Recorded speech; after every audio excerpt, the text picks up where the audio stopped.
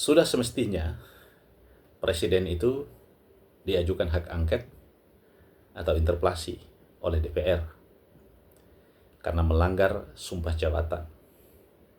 Di dalam salah satu sumpah jabatan presiden adalah menjalankan hukum atau menjalankan konstitusi sesuai dengan peraturan perundang-undangan. DPR semestinya sebagai lembaga yang diberi tugas oleh undang-undang untuk mengawasi kerja-kerja presiden sebagai kepala negara dan sebagai kepala pemerintahan. Tetapi sayangnya DPR kita ini mayoritas partai itu berada di dalam kabinet, ya, sehingga kemudian DPR kita juga dianggap menjadi bagian dari presiden. Meskipun PKS, Nasdem dan PDIP tidak ada dalam struktur kabinet, tetapi dalam beberapa kebijakan presiden yang bertentangan dengan undang-undang, kita tidak pernah mendengarkan partai-partai ini juga bicara, ya. Nah, ini sangat amat disayangkan. Padahal presiden telah menyalahgunakan kekuasaan, menyalahgunakan kewenangan dia sebagai presiden. Undang-undang TNI dilanggar dengan menempatkan sejumlah koleganya, sejumlah anak buahnya, ya, orang-orang terdekatnya di jabatan politik maupun di jabatan-jabatan BUMN yang strategis, ya. Padahal undang-undang TNI melarang itu. Harusnya perwira TNI aktif itu mengundurkan diri, ya. Kemudian yang kedua, melanggar undang-undang Kementerian Negara, ya. Itu menteri dan wakil menteri itu ditempatkan sebagai komisaris dan direksi di BUMN. Padahal undang-undang Kementerian Negara melarang, ya, setiap menteri wakil menteri itu menjabat di BUMN maupun di BUMD atau perusahaan swasta yang dibiayai oleh APBN, ya. Kemudian yang ketiga, dalam hal melakukan efisiensi, Presiden Prabowo juga melanggar, ya, undang-undang bagi hasil, ya, keuangan pusat dan daerah, di mana ada hak-hak daerah yang harus dibayarkan oleh pemerintah pusat dalam hal bagi hasil, ya. Itu menjadi kewajiban pemerintah pusat.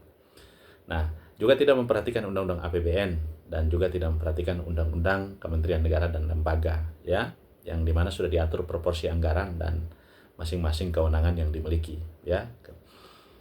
Kemudian dengan segenap persoalan itu tidak ada DPR yang bicara, ya, tidak ada partai-partai yang ada itu juga bicara. Padahal ini pelanggaran hukum yang serius, ya.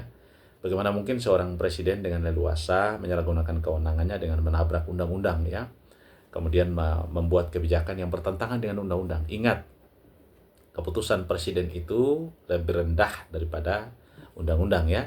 Jadi ketika undang-undang itu berlaku, maka keputusan presiden tidak dapat berlaku karena keputusan presiden itu tidak bisa bertentangan dengan undang-undang, sehingga pengangkatan sejumlah direksi dan komisaris BUMN itu yang bertentangan undang-undang itu melanggar hukum, ya, dan itu harus diberi sanksi, ya. Karena itu saya sekali lagi mengatakan presiden bisa dilakukan impeach, ya. Kalau kemudian DPR sungguh-sungguh bisa di-impeach. Paling tidak tahapan awalnya lalu diangkat, diinterpelasi, ya. Dan ini terjadi pada era Gus Dur, ya, presiden di-impeach, ya. Jadi kalau kemudian kita membiarkan presiden menyalahgunakan kewenangan dan menabrak sejumlah undang-undang dengan menjalankan tugasnya sebagaimana tidak sebagaimana sumpah dan janjinya, maka tidak usah berharap banyak terhadap negara ini, ya.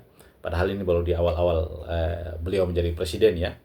Ini sama halnya dengan Presiden Jokowi yang menjebol tembok Mahkamah Konstitusi, kemudian menggunakan kekuasaan dia sebagai presiden, kemudian menempatkan keluarganya, koleganya di lini strategis pemerintahan, mulai dari wali kota, gubernur, sampai ke wakil presiden, dan termasuk di Pertamina dan lain-lain, ya. Ini sangat amat kita sayangkan.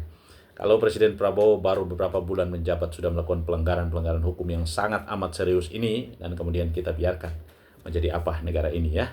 Bapak Ibu, ya, kita semua tidak boleh diam dan kemudian harus terus bersuara agar Presiden Prabowo mendengarkan ini dan menghentikan semua kebijakan-kebijakan yang bertentangan dengan hukum.